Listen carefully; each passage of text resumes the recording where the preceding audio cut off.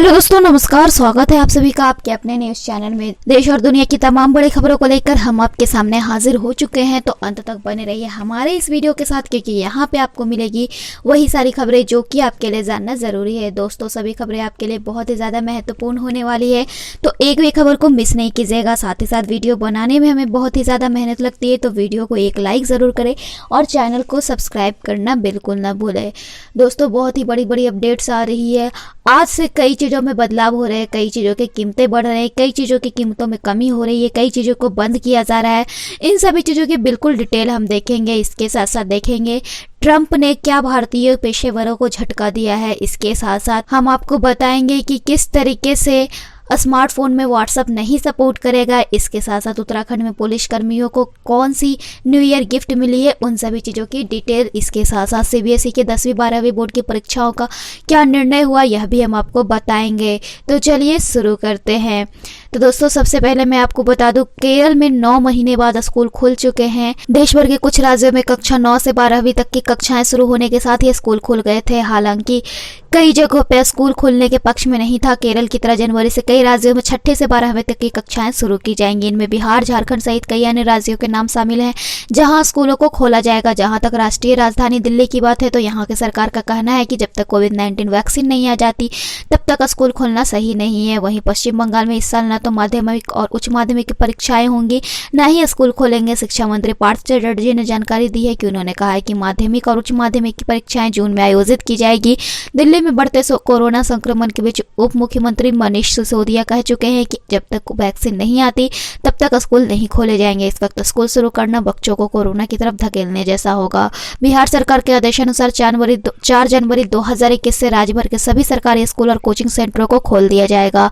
साथ ही इनमें कोविड-19 दिशा निर्देशों का सख्ती से पालन होगा। राजस्थान में भी 4 जनवरी से 6 से 12वीं तक स्कूल खोलने की तैयारी है। देश के सर्वाधिक संक्रमित राज्य महाराष्ट्र में 9वीं से 12वीं कक्षा के छात्रों के लिए 4 जनवरी से स्कूल को खोला जाएगा। महाराष्ट्र के अधिकतर क्षेत्र में स्कूल को दोबारा शुरू करने का फैसला लिया गया है। यहाँ स्कूल खोलने के बाद टीचर्स का कोरोना टेस्ट कराया जाएगा। झारखंड में तो दिसंबर में ये स्कूल दोबारा खोल दिए गए।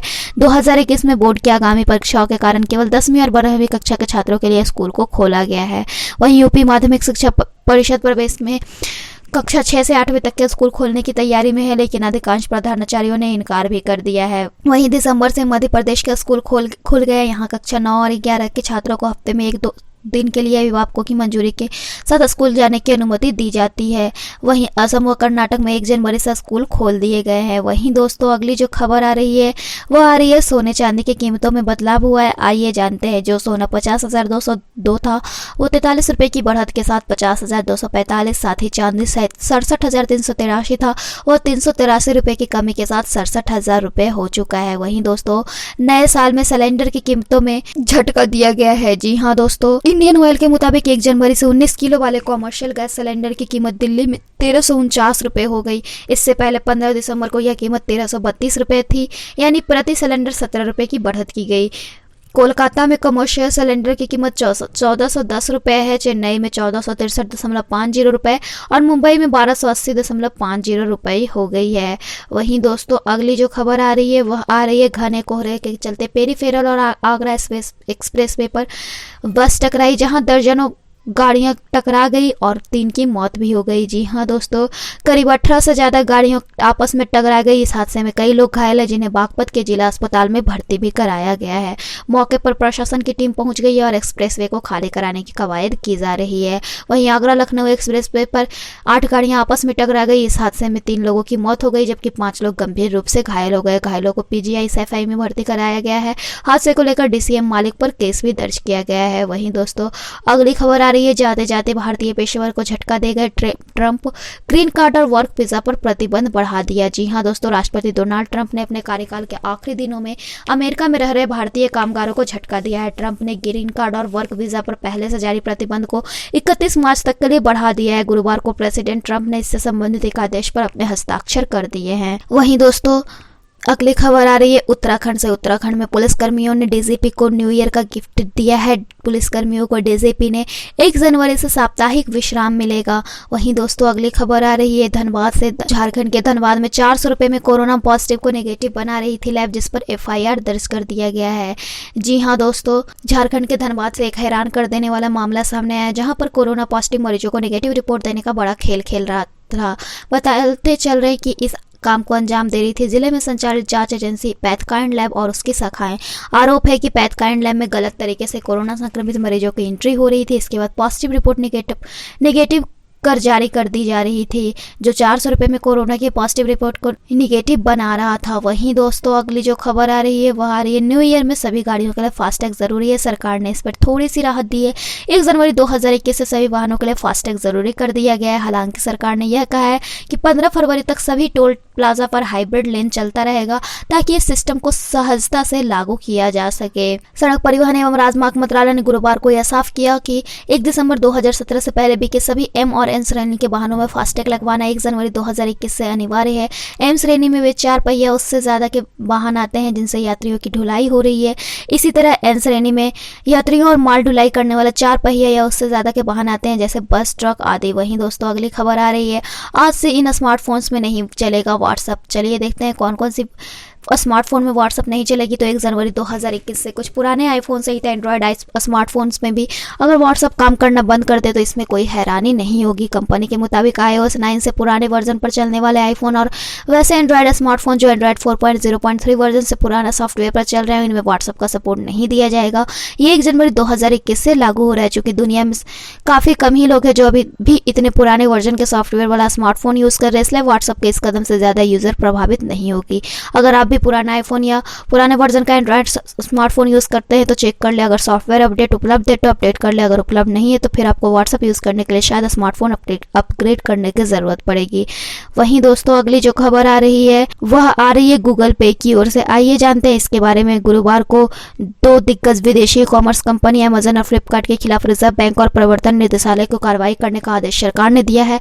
पीठ ने विजित मिश्रा से हलफनामा दायर कर उनकी तरफ से पहले गूगल पे समेत अन्य मामलों में दी गई सभी जनहित याचिकाओं के बारे में जानकारी देने को कहा गया है। आपको हम बता दें कि गूगल पे भारत में पेमेंट भेजने और प्राप्त करने का एक सिस्टम है। बड़े पैमाने पर यह ग्राहकों का पसंदीदा पेमेंट सिस्टम है। इस सिस्टम के लिए आपको KYC और अन्य जानकारी देनी होती है।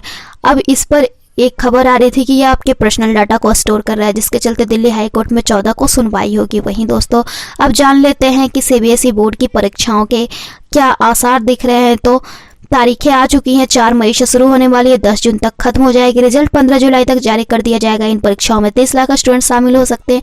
इस बार ये बोर्ड एग्जाम्स करीब 2.5 महीने की देरी से होंगे। पिछले साल ये 15 फरवरी से शुरू किए गए थे। शिक्षा मंत्री डॉक्टर रमेश पोखरियाल निशंक ने गुरुवार को इन तारीखों को ऐलान किया। वहीं दोस्तों अगली खबर आ रही है, एप्पल ने बड़ी कार्रवाई की है। तय समय सीमा में लाइसेंस न दिखा पाने के कारण चाइना स्टोर से 39,000 गेम को हटा दिया गया है। जी हाँ दोस्तों, एप्पल ने 39,000 गेम्स के साथ अपने स्टोर से कुल 46,000 से अधिक ऐप्स भी हटा दिए हैं। आपको मैं बता दूं कि एप्पल ने शुरू में गेम पब्लिशर्स को सरकार द्वारा जारी लाइसेंस नंबर प्रस्तुत करने के लिए जून के अंत में दुनिया के सबसे बड़े खेल बाजार में इन ऐप खरीदारी करने में सक्षम बनाने के लिए एक अंतिम समय सीमा दी थी। कंपनी ने बाद में यह समय सीमा 31 दिसंबर तक बढ़ा दी थी। चीन के एंड्रॉइड ऐप स्टोर ने लाइसेंस पर नियमों का अनुपालन नहीं किया है। यह स्पष्ट नहीं है कि एप्पल इस साल उन्हें और सख्ती से क्यों लागू कर रहा है। वहीं दोस्तों अगली खबर आ रही है, कारों से लेकर टैक्स तक नए साल में क्या क्या बदलाव हो रहे हैं। तो सबसे पहले मैं आपको बता दूं, चेक पेमेंट का सिस्टम बदल रहा है। 1 जनवरी से चेक पेमेंट सिस्टम में बड़ा बदलाव होने जा रहा है। भारतीय रिजर्व बैंक ने 1 जनवरी 2021 से पॉजिटिव पेमेंट सिस्टम शुरू करने का ऐलान किया। इस नए नियम के तहत 50,000 रुपए से अधिक के पेमेंट पर जरूरी डिटेल को फिर से कंफर्म करने की जरूरत होगी। चेक से पेमेंट करने का यह नया नियम 1 जनवरी 2021 से लागू हो जाएगा। वहीं लैंडलाइन से मोबाइल फोन पर कॉल करने से पहले अब आपको 0 लगाना होगा। यह सुविधा अभी अपने क्षेत्र से बाहर के कॉल करने के लिए उपलब्ध है, लेकिन नए साल में लैंडलाइन से अपने पड़ोस के मोबाइल फोन पर भी डायल करने से पहले 0 लगाना अनिवार्य होगा। वहीं कॉन्टैक्टलेस कार्ड ट्रांजैक्शन लिमिट हो चुकी है। वहीं कार बाइक भी महंगे होने वाली हैं। 1 जनवरी से कारों और बाइकों की कीमतों में इजाफा हो रहा है। वहीं दोस्तों सरल जीवन बीमा पॉलिसी से लेकर खबर आ रही है कि 1 जनवरी से आप कम प्रीमियम में सरल जीवन बीमा पॉलिसी खरीद सकेंगे। बीमा नियामक संस्था IRDAI ने सभी बीमा कंपनियों को 1 जनवरी से सरल जीवन बीमा लॉन्च करने को कहा है।